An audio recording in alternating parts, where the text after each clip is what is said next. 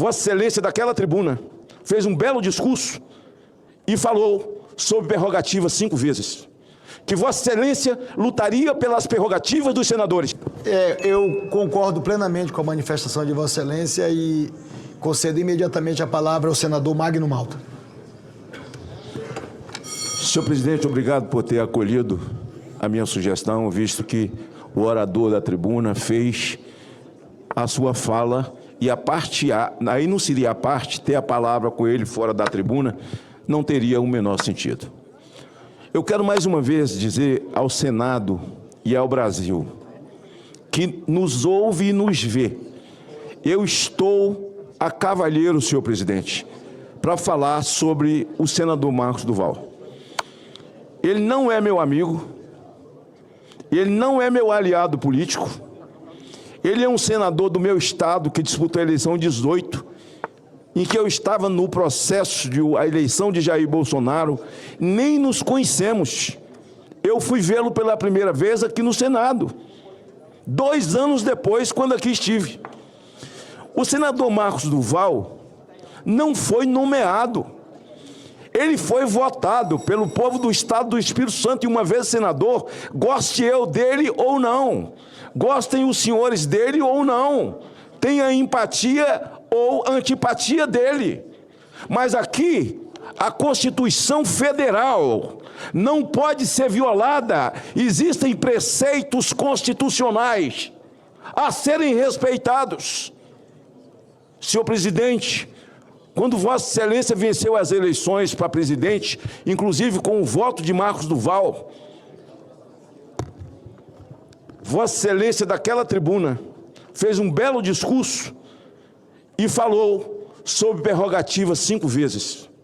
Que Vossa Excelência lutaria pelas prerrogativas dos senadores. Como que um senador, ele não tinha um nome na Interpol, ele não foi barrado pela Polícia Federal ao entrar nos Estados Unidos, nem sair, e nem para entrar, e nem para voltar. A tornozeleira foi mandada colocar nele após a volta. Ele nunca foi impedido disso, nem pelo Supremo Tribunal Federal. Agora, o problema é que o Brasil tem um ditador chamado Alexandre de Moraes, que já devia ter sido impeachmentado, esse desgraçado, esse demônio. Agora, a Constituição, você goste ou não, eu posso não gostar do senador Exalci, posso não gostar de Rogério Correia, posso não gostar de Marco Duval. Agora, a violação da Constituição, não. O artigo 53 o ampara. O artigo 53 diz que o senador Exalci, que o senador Rogério, que o senador Davi Alcolumbre, que Magno Malta, que o Marcos Duval está amparado, seguro, no artigo 53. Depois que ele perder a eleição, que ele for para o juiz da primeira instância, faça o que vocês quiserem. Ele vai se defender. Agora, respeitar o artigo 53 da Constituição, que ampara esse cidadão enquanto senador da República. Não tem senador de primeira classe, de segunda classe ou de terceira classe. Ele é senador, como Vossa Excelência, como eu e todos os outros que estão aqui. Muito obrigado, senador Magno Malta. Mas eu preciso lhe fazer um apelo. Um apelo porque a gente começou essa sessão falando de autoridade, que nós vamos ter que deliberar aqui. E tem uma autoridade, colega seu, chamado Marcos Duval, que está sendo torturado de forma escancarada, exposta, algo que ninguém nunca viu no mundo que está acontecendo com esse cidadão aqui. Eu quero cumprimentar seu pai, Humberto, que não pôde ver o filho enquanto nós estávamos com os pais que ainda estão na terra, com os nossos filhos. Esse nosso colega não pôde ver nem o seu pai, nem a sua filha, por uma decisão covarde do tirano Alexandre de Moraes. E o Senado tem o dever, colegas senadores, não é favor. E aqui independe de direita, de esquerda, de centro, por favor, tem o dever de defender, mesmo que a gente discorde de algumas opiniões do Marco Duval, e eu tenho opiniões divergentes dele, da forma, inclusive. mas as decisões são totalmente ilegais. Senadora Daniela, ele não tem nenhuma denúncia, acredite. Ele não tem zero de condenação, não existe julgamento. Esse homem, esse cidadão, ele citou o exemplo de 400 anos que ele levaria para pagar a multa que o Alexandre de Moraes, da cabeça dele, deu 50 milhões. Tem um corrupto no Brasil com 400 anos de condenação, ex-governador do Rio de Janeiro, que está solto, está curtindo a sua mansão. Ele vai ter que pedir, se duvidar, autorização ao Moraes, só falta isso, para ir da sala dele para o banheiro. É a única coisa que está faltando. Ele não tem Pix mais, ele não pode receber doação para comprar alimento, ele não pode pegar um Uber, ele não pode ter o iFood, é verdade. Ele não tem dinheiro do salário dele, ele não tem a verba do gabinete, que é algo do Senado, não é do STF. Isso é uma invasão clássica. Presidente Davi Alcolumbre, isso é um desrespeito, não é a ele não.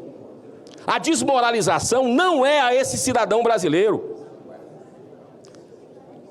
A humilhação não é a Marcos Duval, a humilhação é ao senhor, presidente dessa casa.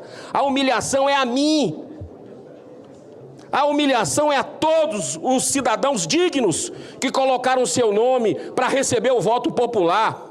O ministro que não teve um voto, fazer uma violação de direitos humanos ridícula, vergonhosa. A gente não pode se calar com relação a isso. Eu espero que o senhor use a amizade que o senhor tem com o ministro Alexandre de Moraes. Nessas horas é bom deixar de lado qualquer tipo de conflito, senador, presidente Davi Alcolumbre. Colocar, inclusive, se for o seu vice-presidente, para tratar de tirar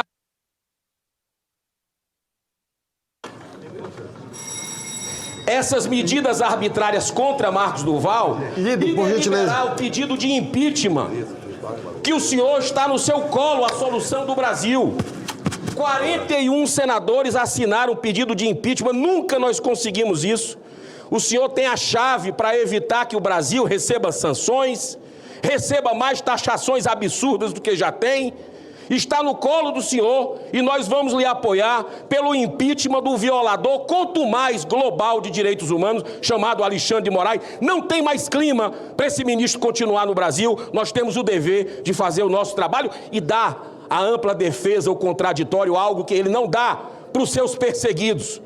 Eu não sei se o senhor ouviu o vazamento da Vaza Toga, que o senador Amin trouxe para a gente uma CPI, que mostra que nem os auxiliares do Alexandre de Moraes aguentam mais, psicologicamente. Tu imagina, Portinho, os perseguidos dele. Muito obrigado, senhor presidente. Eu queria